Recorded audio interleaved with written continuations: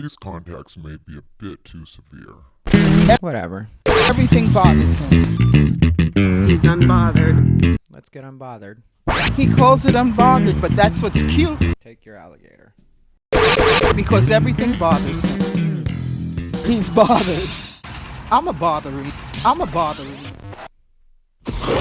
What's up, everybody? Ty Rivera here, the absolute best LGBTQ comedian in the world, here and ready for another episode of Unbothered by Ty Rivera. That's right, it's Unbothered by Ty Rivera. Currently, my co-host Snoopy Bijou is enjoying a Whimsy's Alligators. Whimsy's Alligators, the never-to-be sponsor of Unbothered by Ty Rivera, but we still put our Amazon affiliates link for Whimsy's Alligators down below in the box.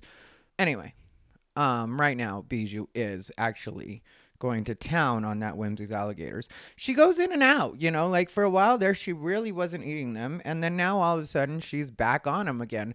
I'm still currently having Carla's homemade salsa as much as I possibly can. Like I said, sometimes it bothers the hernia. If it bothers the hernia, I ease off. Carla's homemade salsa is the official sponsor of Unbothered by Ty Rivera. But what I also will tell you is I got my packages yesterday. They came in, but I didn't want to open them until I had a chance to sit down and take it all in. From friend of the show, Cindy Calderon. Cindy Calderon, I usually tell people not to get me gifts, but you hit the mark 100%. I'm so thankful for the gifts. And Bijou says a big thank you as well. Really, Cindy Calderon is the sponsor of Unbothered by Ty Rivera for this episode because, anybody that knows me knows I love rope candy. And in particular, I love Sweet Tarts rope candy, but I don't usually say their name on the podcast because they ain't paying me. But I will tell you guys, it's no big secret. Sweet Tarts rope candy, absolutely love them. Cindy got me those. Cindy got Bijou some treats. And what happened was, it got caught up in the mail, and we thought we were going to have what happened last year when I sent Cindy CDs happen again this year, which was it never came. So Cindy went ahead and sent it again. Very generous of you, Cindy. I appreciate that more than you know, especially because of what it all turned out to be. Like I said, I usually tell people not to get me gifts, and it's not because I'm a Grinch. It's not because I don't like getting gifts. It's just because people always get you the most thoughtless things, because what happens with Christmas is it's been so commercialized, and I'm not a fan of the way that it's been commercialized, but it's been so commercialized that people will just buy you things just for the sake of it. I have siblings, sisters only, and they have kids, and I love them. But I've instructed them not to get me gifts because a lot of times they would just be like, well, let's get Theo something. And so they would get me the most thoughtless gifts in the world. And I knew I was at the bottom of the list. And I don't mean that in a bad way. They've got their own families. They've got their own things to worry about. And so it was just always some gift that I was either going to throw away and feel bad about throwing it away, or I was just going to have to keep it. And then I have clutter and, that's why I don't usually like getting gifts. But when a person actually gets me things that I can use, that I will use, that are actually usable, I'm very thankful for it. And thank you for the mug as well.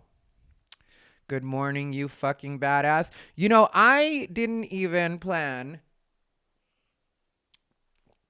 for this to match the way it does, but it wasn't part of my color scheme. I didn't plan it. It's not like I got the mug. Technically, I opened it right before I recorded Unbothered, and that's just because I was like, let me see what's going on real quick so I can say a proper thank you on Unbothered. And either way, even if I didn't like it, I was still going to say thank you. I just wouldn't have been as enthusiastic about it. And that's something that people should just expect from me, because I do keep it real. A little too real, some would say. Not these contacts, though. These are not real at all. And I didn't know what they were going to come out like, but I had wanted a really light blue, and I got a really light blue. I don't know if I love them. I put them in technically, and I'll do a review of them because they're from the same people. Solotica is the name of the brand that I bought the light brown ones from, if you remember those hazel colored. And I really like those hazel colored, but on the review, I'll talk about kind of what the problem was with those.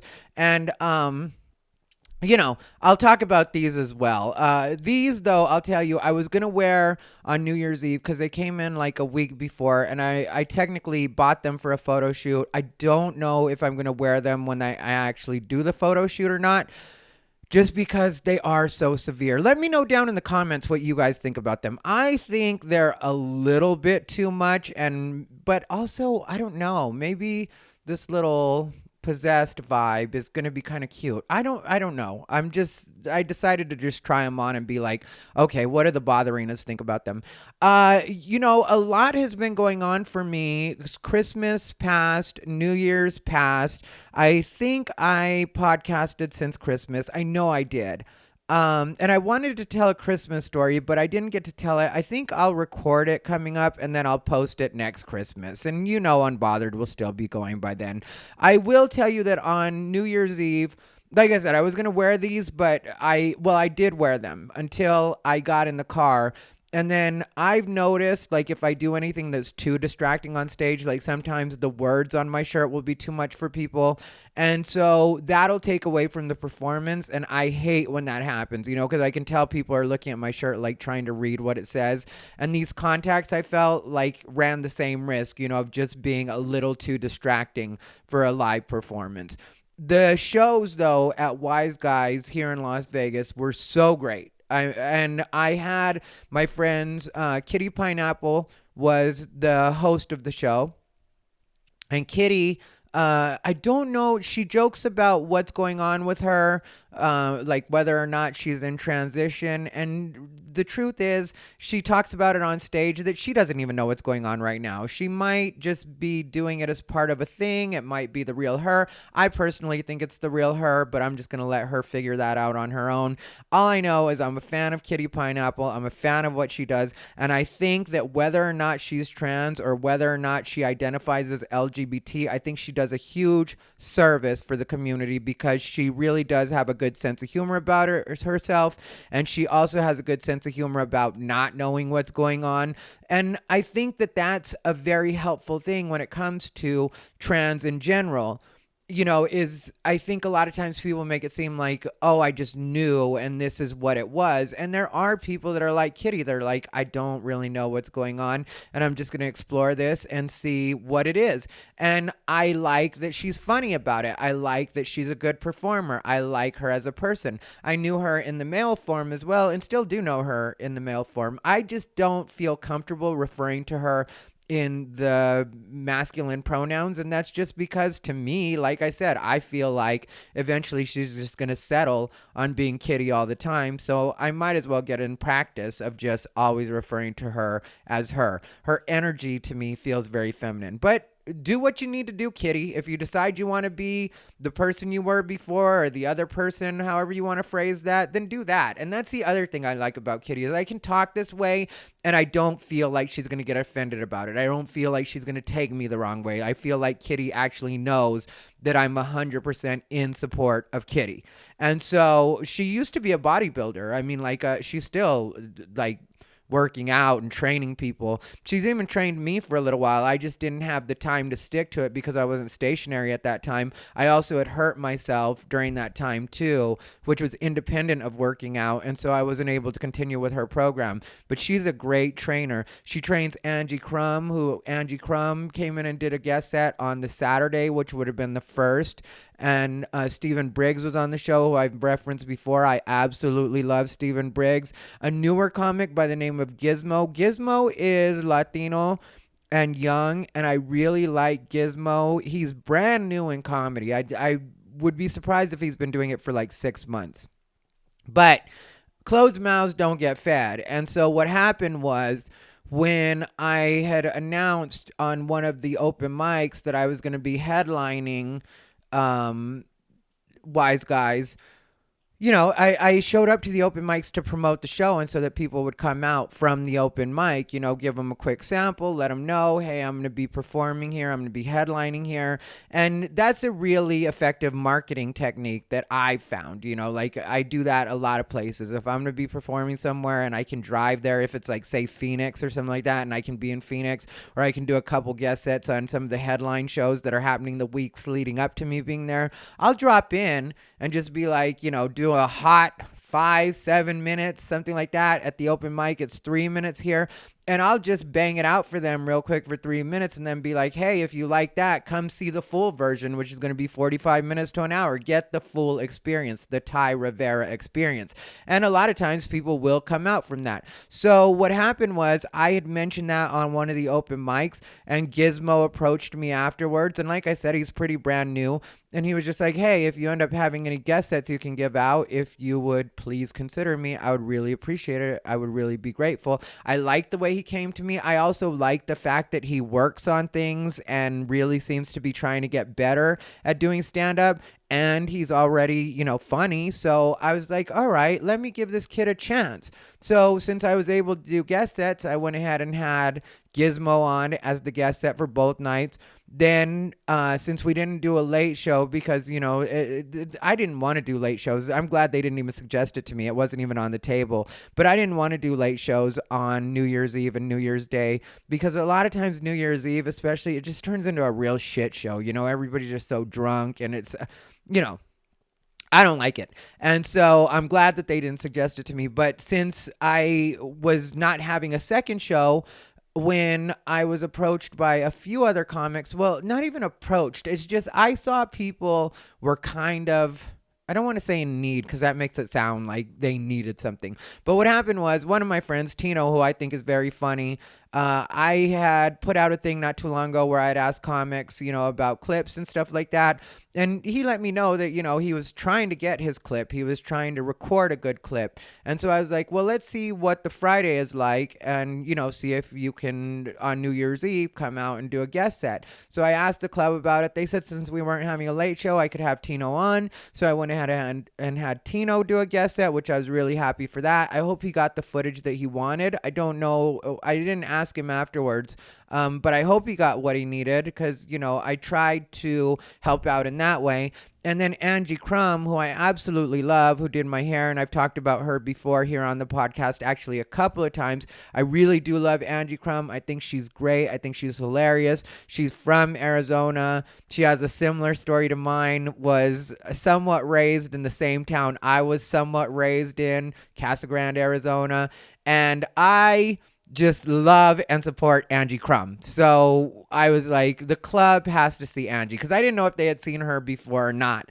But I just want, like when I have people on, I've told you guys this before, I really want them to be able to build a relationship with the club. Stephen Briggs, like I said, I love him and I knew that he would do what I wanted him to do as a feature, which is 1, make me work, and 2, really make an impression on the club. So he went ahead and exchanged information. It looked like he was exchanging information with the club manager. Well, it didn't look like it. I know he was exchanging information with the club manager. So I really hope he ends up getting work, out of it. Because that's the reason I wanted Stephen Briggs on. Like I said, not only to make me work and because he's hilarious, but also so that he could get his own in with that club. And so altogether, the weekend was just a success and it was great. The New Year's Eve was a little bit light, but I didn't care about that. And I know what to expect on New Year's Eve. On New Year's Eve, a lot of times people are so focused on the party, but New Year's Day was so much fun and I had such a great time. Like even New Year's Eve, like I posted it online for people to see. I was running it on YouTube Live and I went ahead and set that to private after I had done it because I'll do that every once in a while. I'll just let a performance fully play out and only let it play out the one time. So it's like if you catch it, if you get the notification, then you can be there, then be there. But that's what it's there for, is just a quick, enjoy the live experience, see me do what I do, whether it's eat shit, because I don't know how it's going to go, Yeah, most of my sets go really well, but I've already told people before, when I bomb, I bomb, ba-bomb, bomb, bomb, ba-bomb, ba-bomb, bomb. But I really do bomb when I bomb. So I'm just like, all right, let's do this tightrope act for everybody really quick. And so everything turned out so great, and I was so happy with the way that the weekend turned out. And, I mentioned Gizmo, and I mentioned him being young and Latino, and I talked about this on social media 2 days ago. I posted it on Facebook, and then I also talked about it on Instagram. I talked about it on every platform, or at least posted about it, because this is the only place I really talk. But, Yeah, I said something about the fact that I had a really diverse lineup, because Stephen Briggs is not white. He looks white. And so a lot of people would say, he's white. So let's say he's white, but whatever. But like Kitty Pineapple is Filipino Chinese from Hawaii. Gizmo's Latino. Tino is Latino. Angie, obviously a woman. Stephen Briggs, technically, I think Puerto Rican or Venezuelan. I can't remember what he is, but he's some mixed, not just white. But anyway, it turned out to be a really diverse lineup, and I was glad that it wasn't booked because of that. It's not like that's the reason that I picked these people. I picked these people because they were funny and I wanted the club to see them and I wanted to share the stage with them. And Gizmo, like I said, I just liked that he had the balls to just come up and let it be known that, if you have a spot you can give me, I would love to do it. And so I like to see that like go-getter type attitude from people, especially when they're working hard. If you're not good and you're not working hard, don't bug me because I won't be mean to you, but I definitely will be like, no. And I'll probably say it just like that because I do tend to be kind of snotty. But I try to be less and less because I want to be more and more encouraging, and not for any other reason, but just because I really just want things to get better in general when it comes to not only comedy, but comedy specifically in Las Vegas. And that's why I've been putting out my Comedy Tip Tuesdays and really trying to help some of the newer comics out, or even some of the comics that have been around for a while and just aren't getting the shots that I think that they should be getting. It's like I could complain about that. And this is what I was talking about on social media. I could complain about that like anybody else and be like, this person should be getting this and this person should be getting that. Or I can just be the beast that I am, and then when people hire me to do things, I can be like, these are the people that I want to work with, which is what I did at Wise Guys, which is what I want to do everywhere I go, which is what I do on the road when I take people on the road. That's why sometimes I've gotten mad in the past when people have squandered certain opportunities when I've taken them on the road, because I felt like that's the reason I took you on the road. Specifically, that's the reason I took you on the road. Was it so you could get a tape? Was it so that you could get better? Was so that, you could get a little more experience? And so you didn't take it serious by either drinking or smoking too much weed, which I don't care if you do all of those things, any of those things, one of those things, none of those things. As long as you do what you're supposed to do when you get on stage and you actually maximize the opportunity, I'm not going to have a problem with what your conduct is off stage. The only thing I worry about is what happens at the club and what happens during your set. Those are the only things that I worry about. Outside of that, you party however you want to party. You do what you want to do. You're an adult. I'm an adult. As long as you don't drag me into it or it doesn't affect my life, I'm going to be 100% fine with it.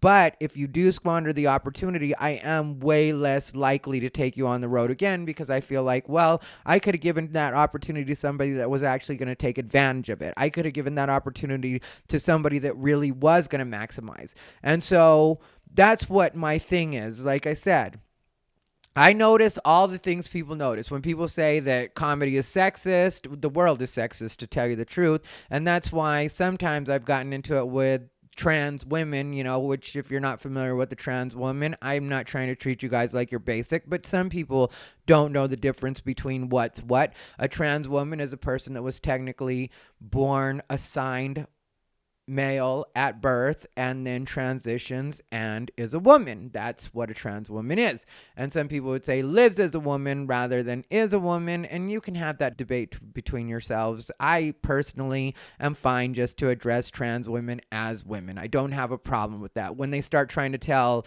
cisgender women that they're the same as cisgender women, or when cisgender women say they don't like the term cisgender women, I respect that too. But when I'm talking to a trans woman, or I'm referring to trans women, if they just identify as women and just say they're women, I'm fine with that. I don't have a problem like just saying they are now women or they are women. Whatever with the wording. Anyway, but you know what I'm saying. And so sometimes I'll get into it with some of the trans women that are complaining online about, being mistreated. And it's like, yeah, if people are being transphobic, that's one thing. And I do mean truly transphobic, that's one thing. And that's a place I'll come to your defense. But if you're complaining about just the fact that being a woman is bullshit, women have been telling us being a woman is bullshit forever now. At least since I was a kid, I've been hearing it, and I believe it because I've seen the way women have to fight harder to even be paid attention to even be taken seriously. So I'm going to say that when it comes to comedy, I do see that happening. I also do see that some of the male comics are creeps. Some of the male comics will take women on the road just to hopefully get in their pants. And I'm not saying that about all male comics that work with female comedians or bring them on the road. I'm not saying that at all. But it does happen enough that I'm not going to pretend that I don't know that that's an actual problem. So if I have a chance to give a woman an opportunity and I know that I'm coming from a pure place, and me being a gay man, clearly I'm not trying to get into their pants. Technically, I'm not trying to get in any of these comics' pants. That's one thing you can't accuse me of. Have I ever gotten into comics' pants? Yes, accidentally. But let's not get into that right now. We can talk to him sometime when he comes on the podcast. But that was not my intention with him either. It's just he really made it clear that he was down. And when I say down, down. And it was good and it was fun and we're still friends. And so maybe he won't want to talk about that when he comes on the podcast, but I would have him on anyway because I really do like him and I really do think he's funny. And like I said, we ended up just being friends. But there was no power play involved or there was no like abuse of power where it was like, I'm going to do this and then you do this. It was very much just like, this is what it is and this is all this part is. And so when it comes to women, yeah, I could complain about that too and be like, yeah, women get treated like shit in comedy.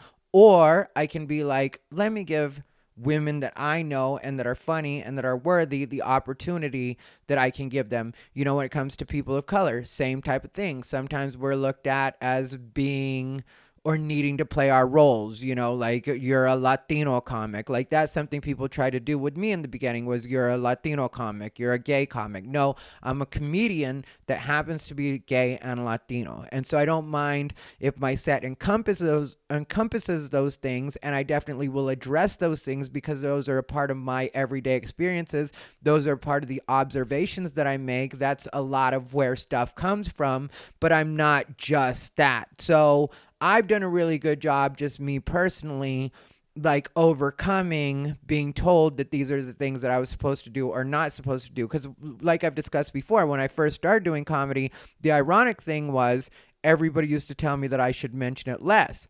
Because when I first started doing comedy in 2003, gay and LGBT in general wasn't as accepted.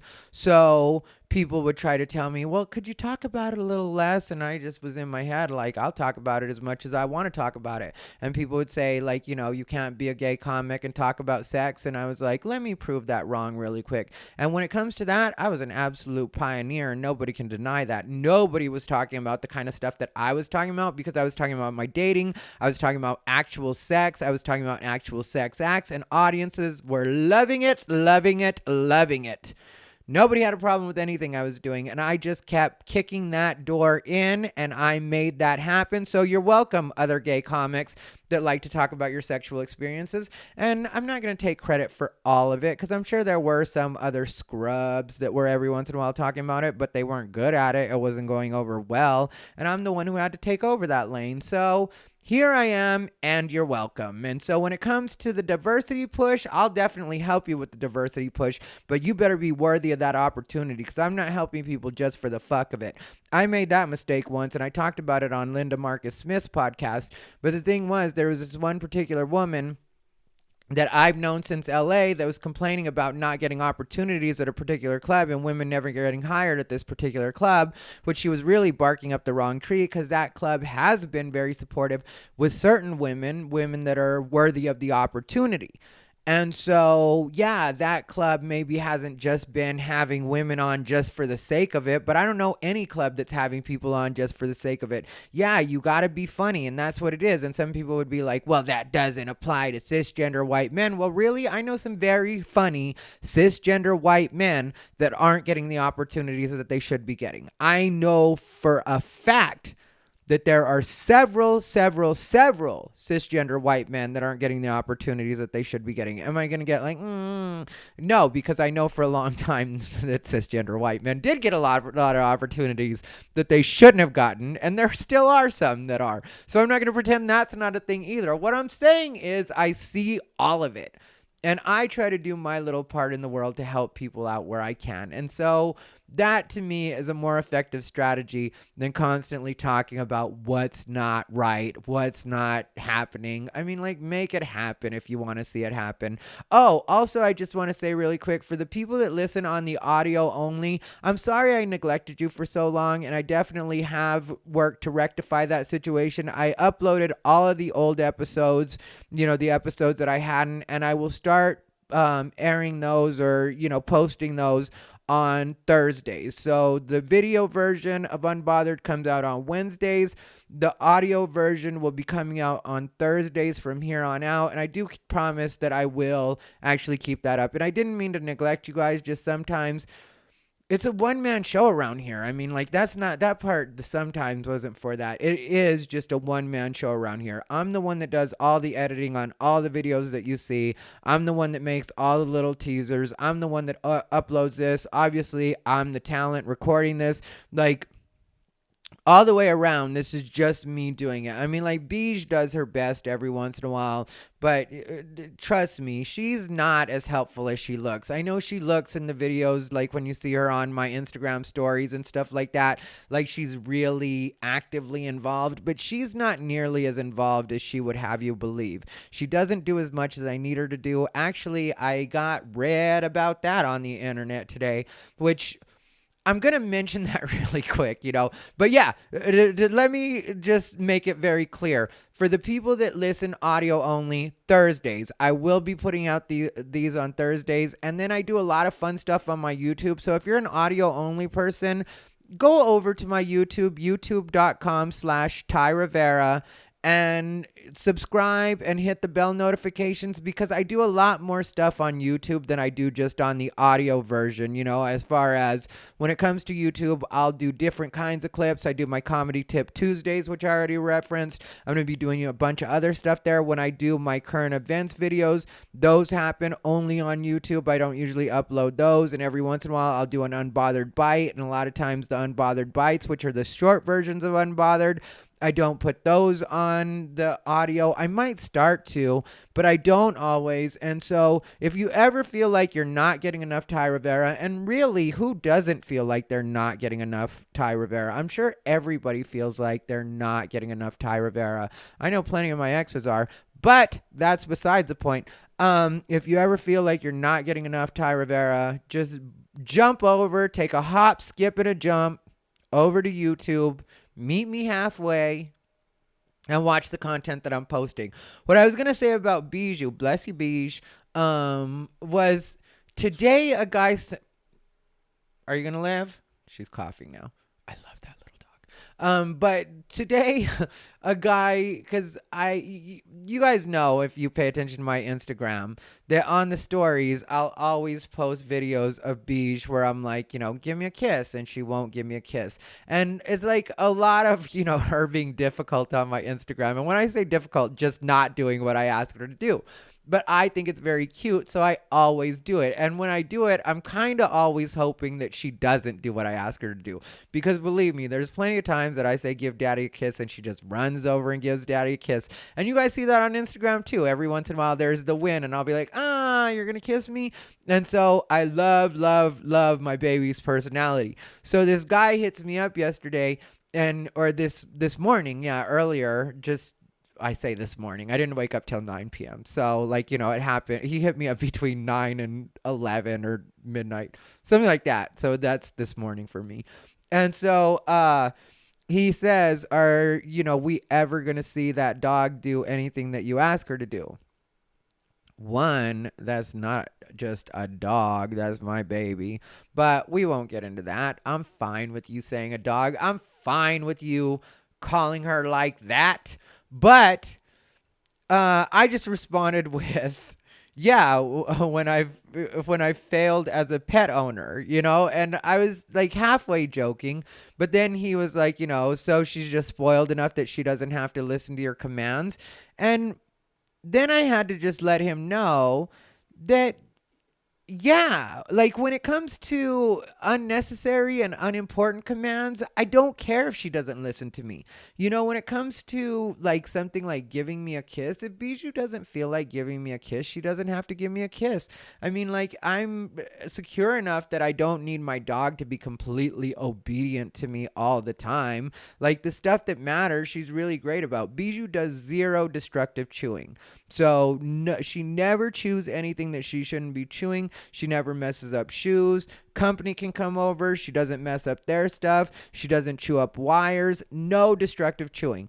She never has accidents in my place or anybody else's place or hotel rooms. Nothing. She's fully housebroken and never has accidents. Here at home, we have a litter box just in case she has to go potty, like if I have to be out longer than I'm supposed to or something like that happens. I like to give her that option because she's been potty trained ever since she was little, but she doesn't like to use her potty box anymore because she's a big girl, so she doesn't use the litter box, but I leave it there just in case, and she never uses it unless she's sick. That's how I know if she's got like, a little bit of diarrhea or something like that, because she'll end up using her box. But even that has been probably 2 years since that's happened, and like I said, it's when I know she's sick. When that happens, I'm like, okay, let me keep an eye on her because we might have to go to the doctor's office.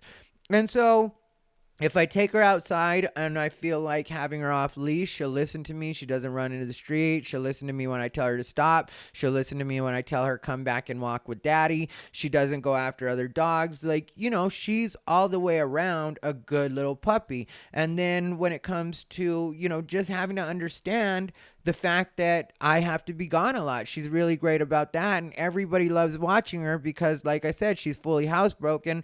And she doesn't give anybody any problems.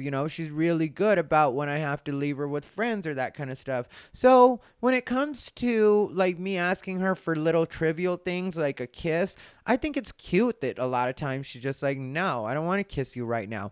And, there are dogs, but I think it's important for us to remember that just because they're dogs doesn't mean they don't every once in a while get sick of our shit. If you have a dog, that they have a full-on personality of their own.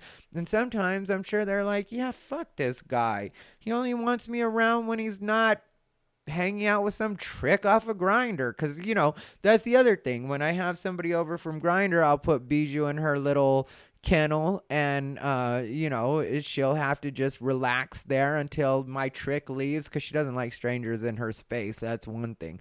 So there would be a problem if I were to leave her out like that.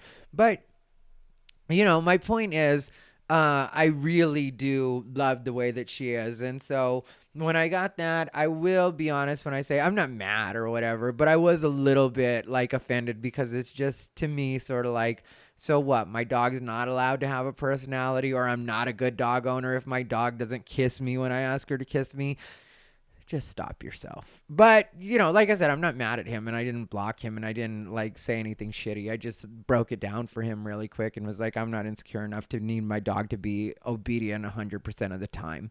And so, and that's kind of like, I think that's what a lot of people don't get about me in general. Like, people do have these ideas of me, and they're usually cooked up by people that don't know me at all. And so people will say these things, and make it sound like I want to in some way be in control of the comedy community. And I do not. Trust me, I do not at all. I do recognize my role as one of the leaders in the comedy community, and that's just because none of these other buffoons are doing what they're supposed to do to actually be any kind of leader, and there is some leadership needed.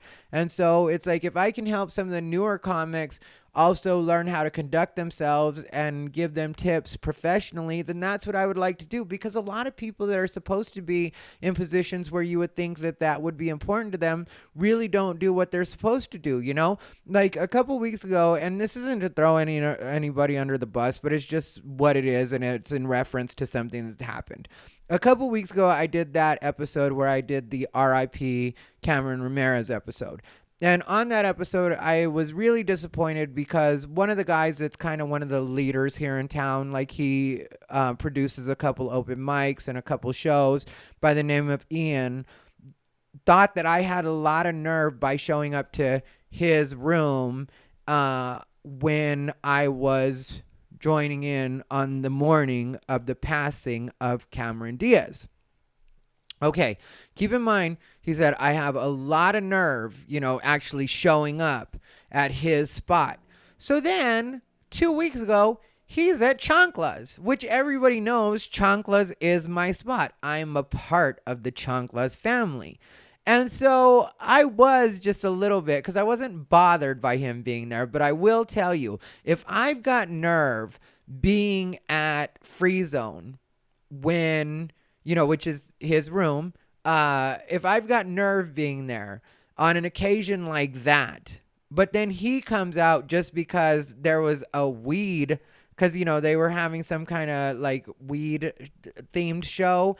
And they had different vendors and stuff like that. It was really packed. It was a good situation, and he would show up for that. It's kind of like, how do I have nerve showing up in your spot, but you don't have nerve showing up here? Like, for you to show up here is completely okay. And to tell you the truth, it is completely okay. Just like it should have been completely okay and not an issue when I showed up at Free Zone. Like, neither should be an issue. Why would I care if Ian is at Chancla's? That doesn't bother me even a little bit.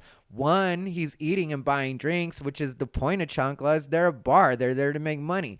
Two, there's also the vendors and stuff, and he smokes weed, and, so does his girl. And so it's like they're joining in on the festivities, possibly going to be a patron to one of the, the vendors that were there. And there were legit vendors. There were people that had edibles and everything when it comes to cannabis. And so, for me, it's like, yeah, I mean, like, I don't mind him being there even a little bit, because the point of everything is to make money and to have more and more people there, especially when there is an event like that. But the fact that he's childish enough that he thought I wasn't supposed to be there on that particular night, I should be welcomed at Free Zone any night, to tell you the truth, anytime I show up, and especially if it's this comedy show, because I am an actual comic. I am one of the best comics in Las Vegas, and any actual comic in this city, whether they like me or not, will tell you that. So the fact that this buffoon thinks I'm not supposed to be there lets you know how unprofessional and how much leadership they lack. And I know that they would say, I'm not one of the leaders. You're right. You're not one of the leaders. And I wish you would continue to act that way in private and not tell people who they should and shouldn't like and who they should and shouldn't hang out with, since you're not a leader. If you really don't think you're a leader, then stop getting in the way of progress. And there were some other people that were there, and I posted about that on social media, and I'll talk about it here because really I don't care, and I feel like a lot of people have a lot of nerve. There were other people that were there that were like trying to give me shade, and it's like, we're at Chancla's. This is my spot. I don't know why you come to Chancla's to try to give me shade. Don't you understand? You don't matter. The Chancla's crew doesn't care about you. Am I going to give you any problems? No, for two reasons. One, because I don't have any reason to give you any problems, and I don't want Chancla's to have any kind of negativity as far as, having to deal with the cops or even having security to get involved in anything. I don't want any of that to happen at Chancla's. Like, to me, that's a part of being part of the family. There is, I'm supposed to conduct myself as a professional. That's part of the reason they like me. That's part of the reason I'm part of the family, And the other thing is because, again, if you're going to spend money there, if you're going to be part of the atmosphere, then be part of the atmosphere. But don't show up trying to make me uncomfortable, especially when the people that try to make me uncomfortable have to understand that I didn't do anything to them. Like, one of the people that was there that was trying to do that was a guy that I had done a video about him, and I'll end up putting it up here or up here. I always forget which side the thing is, but it'll be bam, bam, right there. I think it's right there. But anyway, the video I did was this guy had hit me. And like, I know some people would be like, you deserve to be hit. In this instance, I didn't. And you can watch the video and you can see for yourself. Like, what happened was, that guy, I had been good friends with him. I really had gone out of my way to be cool with him. And then there was a point where I had shown up at his show specifically to support his show, and I had shouted out that I was going to be there and everything. I would show up to all of his shows when I wasn't working, and that particular show, I wouldn't do it because the theme of the show was that you had to be on some sort of psychedelic to do the show, like you did the psychedelics like an hour before the show. Then when they're kicking in, you get on stage. And I personally don't like that for me. Like anybody else, if you're good at it, do it. But for me, I feel like I should always look like a professional, and I know that I personally am not good at performing on anything. Like I personally am best when I'm completely sober. So that's why I say I don't judge anybody, because if anybody's like good at that, like there's comics that can be drunk on stage or have several drinks on stage and be perfectly fine and perfectly professional. I have a single drink and I start to stutter or I start to slur. And so, like, for me, even one drink, I can't do it and get on stage. I'm not going to say I've never done it before. It's happened, but I feel like I'm having to really hold on when I'm doing it, And so, so I never chose to do his show for that reason. But whenever I wasn't working, I would show up and support that show. But then what happened was he hit me on that night, and, like, I was mad in the moment. And I'll be honest when I say that, there was a reason that I was mad, and it was like, yeah, the hit is annoying, but I discuss it on the episode, so you can see how I felt about the hit itself and like all that stuff. But what bothered me was that as soon as it happened, like everybody's making sure I'm okay and stuff like that. And if I were like a terrible person or the bitch that some people say that I am, what I would have done is called the police right then, filed an assault charge, made an actual thing of it.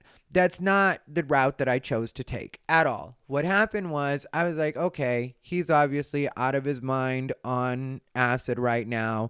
I'm not going to make a big deal of this. I'm just going to be gone, So I went ahead and took off. And then I didn't want to talk to him. And it wasn't because I was mad at him, and it wasn't because I didn't forgive him. Like, technically, I forgave him right after I left, so it wasn't like I was mad. What was annoying, and the reason that I made the video, was because if you remember when that happened, it happened when everybody still liked me. I hadn't had any of my drama on the scene. And so the next day, a bunch of people were hitting me up, asking about the story, and I didn't feel like talking to everybody, and I didn't feel like telling the story over and over. And so I was like, this is the reason that I have a YouTube channel. So I made a video about it, and I didn't mention his name because I didn't want people in other areas to know who I was talking about. I knew that people in the Vegas scene would know, but that's just because people in the Vegas scene, so many people were there that it was getting around, and that's why everybody was hitting me up. So this way, when people hit me up, sending me text messages or calling me, asking me about the story, I could just be like, check out the video I just put out. There I tell the whole story, and then they could know everything. And so, I chose not to talk to him after that for a while, and I'll explain why I chose not to talk to him about that, or after a while, when that happened. And it wasn't because I was mad. It was really because I didn't want to hear any excuses or any reasons why I got hit. For me, there was no good reason, and there was no excuse for me to get hit. I have done nothing but support you. I have been nothing but a friend to you. And I know that there were parts where he thought I was disloyal, and I also knew that, and I didn't want to have to get into that with him, because I knew that for that to happen, it was because there was some kind of underlying where he like harbored something against me. If you know anything about being on psychedelics, it is what it is. And so I knew that there had to be some underlying, and I knew that part of the underlying was he thought I was disloyal at a point because he had to punk this guy out because this guy talks a lot of shit. I personally think the guy that he punked out is slow, and I'm not saying that as an insult. I'm friends with the guy, and if he's watching right now, you know who you are, and I'm sorry to be so honest, but I think you probably know yourself, but I really do think he's a little bit slow. And so while I agree that he shouldn't talk all the shit he talks online, I don't think he's completely in control of all of his faculties. So I think that we should give him at least a little bit of a pass.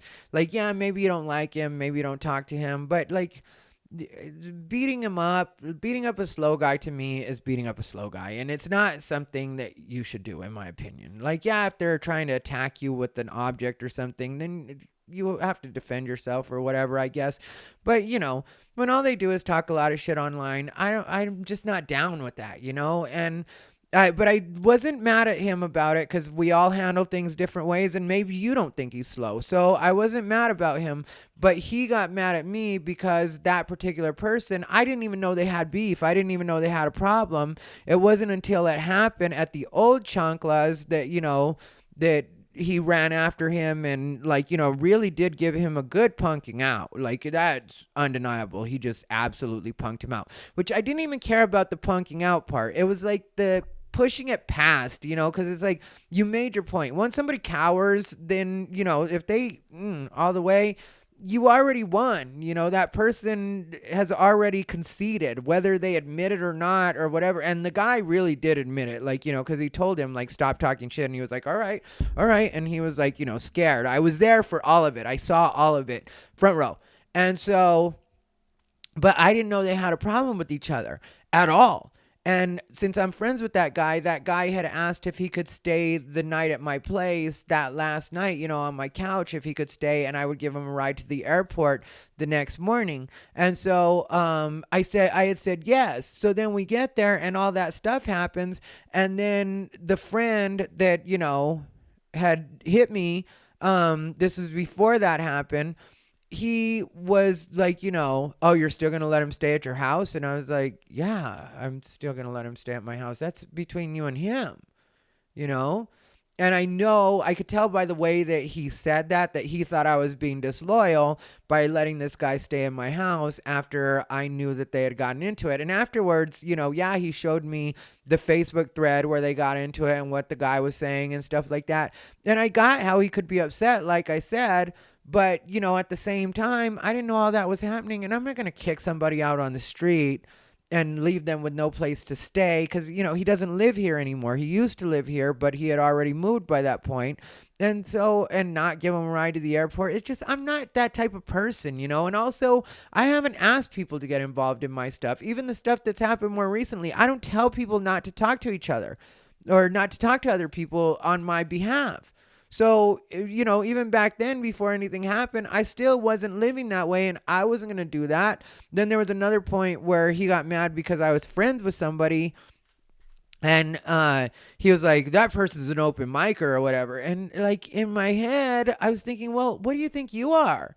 And I'm not trying to be mean, but I mean, I don't know what this guy thinks he is when it comes to just comedy, it's like you technically should go to open mics. Like a lot of the guys on the scene, guys and girls, should be open micers, they should be at the open mic. So, but I just kept my mouth shut. But he was mad because I was friends with someone else. Well, that's not something I put up with from people. I don't care who you are or, what your status is, or even if you are like a working comedian, you don't tell me who I can and can't be friends with or get mad at me because I'm friends with certain people. Like, that's not the way this works. I don't get mad at people for being friends with people. So if I don't do that, then why would I put up with anybody doing that to me? So I know that these were the things that led up to that, and I know that was underlying factors, even if they would deny it now, that's what I know. And so, because otherwise there was no reason for underlying hate towards me, and I knew that I would end up bringing that up if he really, ended up talking to me. Also, I knew that I would stick to the fact that yeah, you just shouldn't have put your hands on me, period. That's the way I feel about it. I feel like at my age, at our ages, because a lot of people that I hang out with, they may be younger, may be older, but we all hover around the same age. So at a certain point, is it not okay for me just to expect that nobody I hang out with is going to hit me when I'm hanging, especially when we've had no problem, when we've had no run-in, when I haven't said anything sideways to you? Is that too much for me to expect that and to say that there is no reason, no excusable reason that any one of my friends should hit me? And I talk about this on the video too, and I didn't give an exact number, but I'll give a number now. I had just had $4,000 worth of shit injected into my face. A lot of it's melted now. It goes away. It reabsorbs into your body. But $4,000 is what I had injected into my face.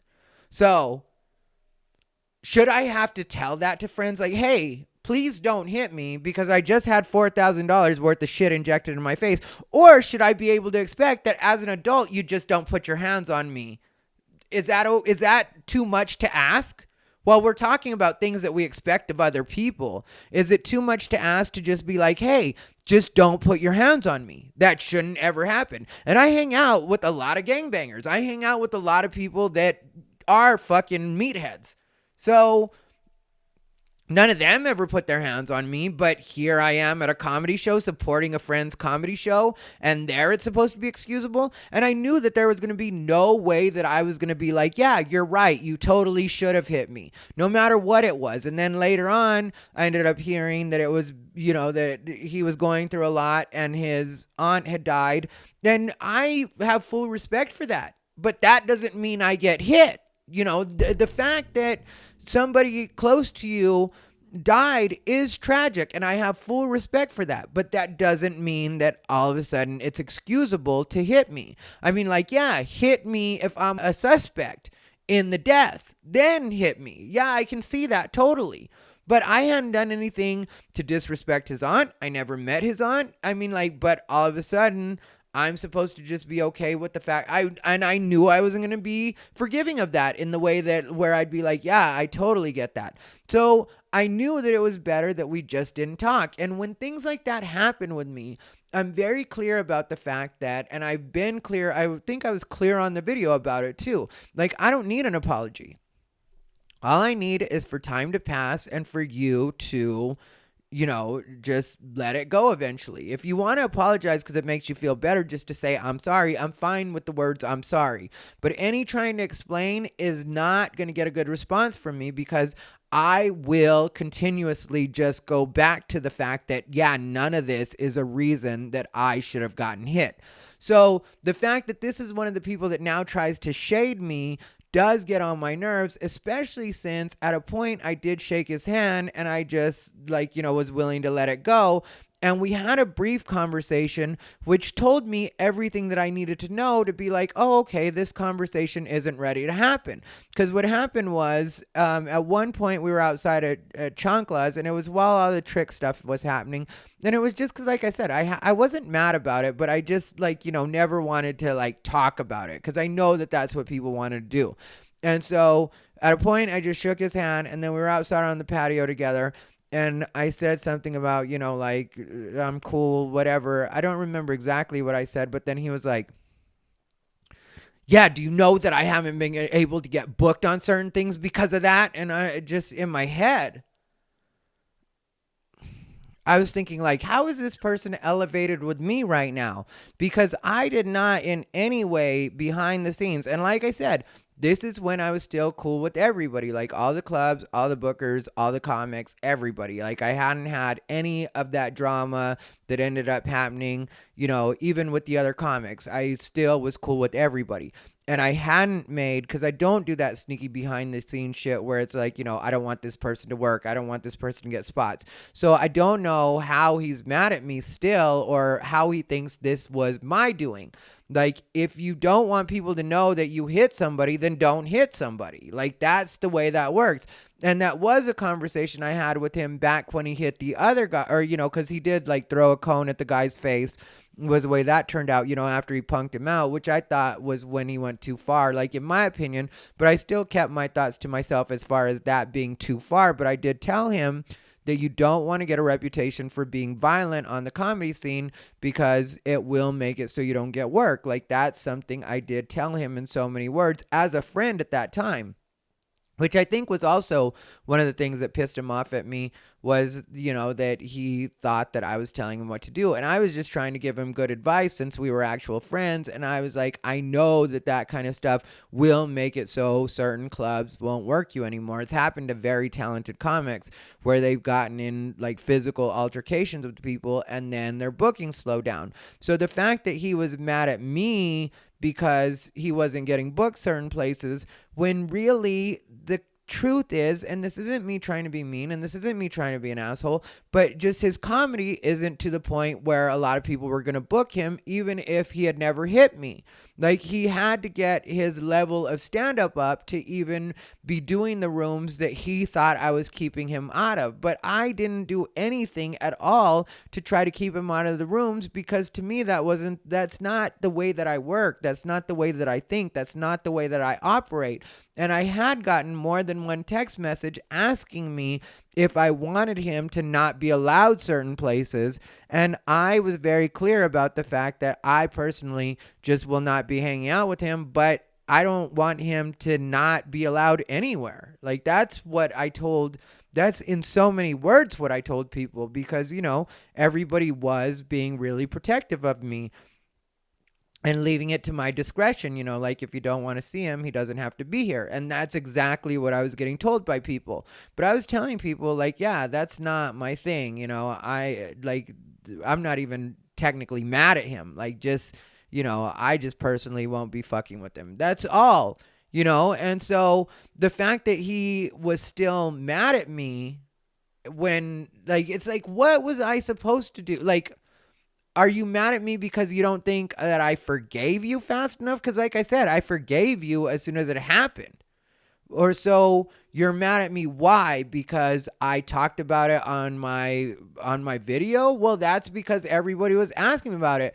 And I'm not under anybody's, like, battered wife rules, you know, where I'm not allowed to say something, or I got to say I ran into a door, or it didn't actually happen, or whatever you're thinking I'm supposed to do. That's not what I'm going to do. Like, especially when there were so many witnesses and so many people were talking about it. Like, that's the reason that people were calling me. It wasn't like I started calling people. People were calling me. And at the time I was dating this guy, and like, me and that guy were trying to just spend time together, and that was, like, really what was happening. Was my phone was blowing up. And so I was like, at a point, I just stopped answering anybody. And then I was like, I'll just make a video about this tonight. So that guy left for a little while. He made really good food, by the way. He would cook for me all the time. And so he was coming back to cook for me that night. And so I made the video during that time. It was like a 10 or 20 minute video. And I didn't say anything derogatory. Like, I didn't even say, like, you know, anything bad. And I'm not even saying anything bad now, but I just don't understand how this person thinks that they have a right to be mad at me about anything. You know, it's like, I didn't ever do anything to you except for choose not to listen to whatever your explanation was going to be. Because, like I said, I knew that there was no way that I was just going to, in the end, be like, yeah, well, you're right. You should have hit me for showing up to support you. And so, you know, like, that's the thing with a lot of people, or even the other person, you know, who also was trying to serve me shade there. Like, the other person is especially annoying because the other person tells people all the time that they want to be my friend again and that they miss me so much. But then whenever I see them, they try to serve me shade, and they'll talk shit, like, even within earshot to me. And I always just pretend I don't hear it, because really I don't care. I don't care what any of these people think about me, but I'm not going to pretend that I completely don't hear it. You know, like, in real life, I'll pretend like I don't hear it, because I'm not going to give you the satisfaction of saying anything to you. But I will acknowledge that, yeah, I know what it is you say to me or try to say at me when I'm around, no matter what you tell people about, you know, I miss him so much and I wish he would just be nice to me. You know, I don't want anything to do with you. And so it's like, for me, that's where people don't understand that I don't have a responsibility and I don't have an obligation to just hang out and talk with people because they just happen to be on the scene. Like, a lot of these people don't even do stand-up enough for me to really consider them comics. And that's not an insult. It's just what it is. You know, there's a lot of people that I see out regularly, that I see putting in the time, that I see actually working on getting better, that I would rather dedicate my energy to, because those people to me are actually doing stuff and trying to get better, and they're comics, you know? I mean, like, I'm not trying to be friends with people just for the sake of being friends with people. If, like, you go straight to the party, you know, like the comedian party or whatever it is, and you skip the actual work. You know, if I don't see you at any open mics or you haven't done any shows that night and you just go straight to the party, we're already not the same kind of people. Like, because that's just not, to me, that's not what comedians do. Like, I always tell people where I'm going to be on my birthday and just be like, hey, if you guys want to come hang out, this is where I'm going to be. I always know to make it super late so that the people that I really want to see, which are the comics, can finish their sets, can finish their open mics, and then come. A lot of times I'll make it so it's at an open mic so people have double the reason to be there. So it's like, it's not only my birthday, it's also like last year, I think, no, the year before, I had it at Champagne's. I think last year we were in shutdown or something, but last year I had it at Champagne's. So, like, you know, for me, that made it, you know, Champagne's is an open mic we all do. And so it made it so it's just convenient.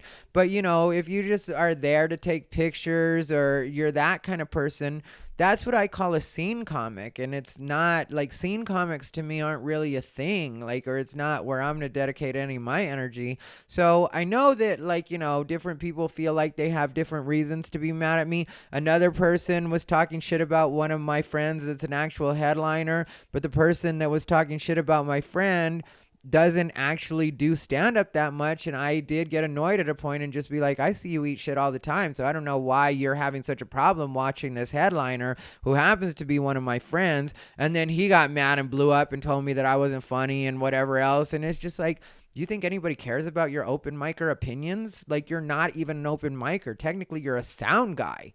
And so it's like, these were the people. So it was like Ian, the guy that used to be my friend that hit me. And then the other one that says that they want to be my friend, but then whenever I'm around, which is like old school, like, if I can't have you, nobody can, toxic kind of thinking, you know what I mean? Like, I saw that a million times growing up, you know? I mean, like, it's more of a like a dating dynamic or a dating thing than it is like a professional thing, like, or even a friend thing, you know? I mean, like, I saw that happen all the time when I was growing up, and I've had guys do it to me before, like in dating situations where it's like, you know, yeah, I love you so much and blah, blah, blah. And then you're like, you know, yeah, well, I still don't want to be with you. You're a fucking bitch anyway. And nobody fucking, it's like, that's the kind of thing so you think I'm going to ever want to be friends with you? No, I don't ever want to be friends with you. Never again. Cause I know you're that kind of person. And so even if you got on meds at this point, I still wouldn't want to be your friend. And then the other one was the one that was giving his open mic opinions about a professional comic that I happen to be friends with. And, you know, it was like literally 45 minutes because it was through this friend's entire set. He ruined my friend's entire set for me because we were sitting in the back of the room and he just kept telling me on every joke what his opinion was. And I'm not exaggerating even a little bit. Every single joke, he kept telling me what it was that this person could have done or should have done or whatever. Then it's just like, for me, what about any of that behavior is supposed to be attractive to me in any way? And when I say attractive, I don't mean like any of these people were trying to date me or have sex with me, like none of that. But I mean just attractive in the most basic sense of the word attractive. Like, what is supposed to attract me to that kind of thinking or that kind of behavior? Why would I want to surround myself with those kinds of people in the first place? You know, like the fact that anybody thinks that I owe them anything is already starting off on the wrong foot, because really I don't. I haven't tried to hurt anybody's career. I haven't tried to get in anybody's way. The most I've done is tell people that they weren't funny, you know, and even the one friend that I talked about that hit me, I mean, like, I never like told him that, you know, my thinking was just like, you know, hopefully eventually figures out that you have to put more work into stand-up than he was doing right then. And that's just what it was. But I was still friends with him. And that's part of the reason that I was hanging out and supporting him, was because I thought, you know, like maybe one day we can talk about it, like, you know, talk about stand-up and like get him, because I really did like him. You know, it wasn't like a thing where it's like, you know, I like, people don't understand that about me. Like, I don't secretly have feelings about people where it's like I hang out with them, but I really don't like them. If I don't like you, I don't fucking like you, and I don't hang out with you. That's just what it is. So if you go from me being friends and super supportive of you and showing up where you're at so that other people will hopefully show up there too, and like, me shouting your stuff out all the time, that means I'm actually your friend. There's nothing any of these people can do it for me. Like I told you guys, I didn't even ever choose to do his show, and he asked me a lot, but I never chose to do. He had a show that was just a regular show, and like that show I did. And also there was a time at that show, I'll tell you how good a friend I am. Also at that show, there was a time where, he overslept, and he slept through his show, and it was his show, and he was supposed to pay people. And like, several of the comics were upset with him, and they were, really trashing him at that point. And I let them know, I personally, and like I said, this was back when everybody loved me, so nobody was gonna like say anything, and I was respectful in the way I said it, but I let them know that, it wasn't what he did, it was how he did it, because when people were upset with him, they were calling him and stuff like that, and he was like being bitchy with them, and it was like he just could have handled that better. But I know he's a good guy, and I know he'll make it right. And I mean, like, I completely made that situation so it wasn't a true disaster for him in the way that people were really throwing him under the bus are going to be able to throw him under the bus, because I co-signed him completely. And it was just like, don't take that the wrong way. Yeah, he could have handled it better, and that I 100% agree with. But I know that he'll make it right. So, like, if you guys could just give him the benefit of the doubt. And a lot of people, like, because, the comics that were all there, like, they all saw me do that. And so it's like, I don't, like, wish negative on any of these people, and I still don't, like, wish bad on them. I hope life goes great for them and stuff like that. But that doesn't mean that I personally want to be friends with you. I mean, like, like the two, I'll be honest. Like when it comes to even Ian, when it comes to the guy that I said was talking shit about my friend that was a headliner, and when it comes to the one that, like, hit me when he was on acid, those three people I would honestly be open to being friends with at this point. Like I said, I don't want to talk about anything. I don't want to have a heart to heart, just because I don't have a lot of that left in me, and I don't mean like heart, but I don't have a lot of the, like, where I really want to, like, people forget I'm completely sober, and like the most sober me doesn't have a lot to say to people. Like, yeah, if something serious were to happen, like, a family member were to die or something like that, and you wanted to come to me and you wanted to talk to me as a friend, I'd be down for that. I'd be cool with that, but like, as far as just chatting just for the sake of chatting, or hearing a lot of like, this is what I felt about this, and this is where I'm not really that guy at this point in my life. So, I wouldn't want that. Maybe with Ian, because, yeah, I think there's a lot he's misunderstood with me. So, yeah, maybe with Ian.